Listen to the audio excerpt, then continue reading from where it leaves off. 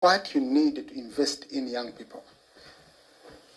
If you don't invest in young people, then I don't know what you're investing in. You're not investing in your business. You're not investing in the future.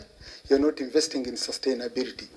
It can only be sustainable if you invest in a generation that is going to take over. Again, when you look at the demographics, around a quarter of the world population is now below 14 years.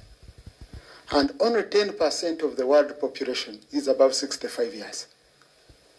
So the young people can't be looked at from an angle of saying you're leaders of tomorrow.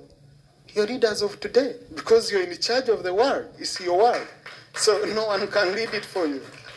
The only problem will be if we sit down and we wait for someone to hand it over to us. If I had not come up in Uganda to challenge for a position which is number 5 in the hierarchy of government, then someone else was going to take it and would remain grumbling. Now, when I took it, they found the ideas I'm bringing on board are totally different from what the old people think about. I'm thinking about how to use a phone, to take notes, to take minutes. Someone is thinking of how to call a secretary to bring a typewriter. Okay? I'm thinking digital, they are thinking analog. We might not move at the same speed, but we are doing very well. But where is my biggest worry? My biggest worry is on the inequality of income in the world. That's where I'm having the biggest fear, whereby 52.5%, according to the report of 2022 by Credit Suisse, 52.5% of the world population is now owning only 1.25% of global wealth. And where is that, even that small percentage? When you look at the world population and the world demographics, according to that Credit Suisse report, you find that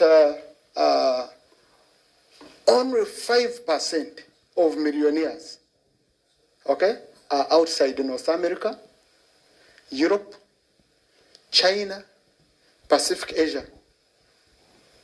So we are a continent, me who is coming from Africa, we are a continent when they are defining us. In fact, even some of the programs, when they're asking about where you come from, they list Europe, America, everywhere, then they say rest of the world. But that rest of the world, by 2050, the Africa you are talking about is going to be having more than 0.25% of world population. So you either invest in young people, especially in the developing world, or they are going to be a problem for you. If you don't take deliberate decisions now, we who are able, if I'm lucky and we have here a millionaire, you are only going to keep your millions growing if you share it with the young people. If you support initiatives like NRI, and we bring these young people on a table of them understanding they can make it. If you're thinking your children are going to inherit a lot of wealth, they will lose it to the poor, because the poor will hit back. This is an issue I'm looking at seriously, that governments, institutions, private sector, we must invest in young people. The young people, what they need mainly is education. The moment you're educated, you would rather be an educated fool, okay, than a clever and educated person. Because when you're educated, there are situations where you're rich and you have a speed governor in your life. Yeah? You easily associate.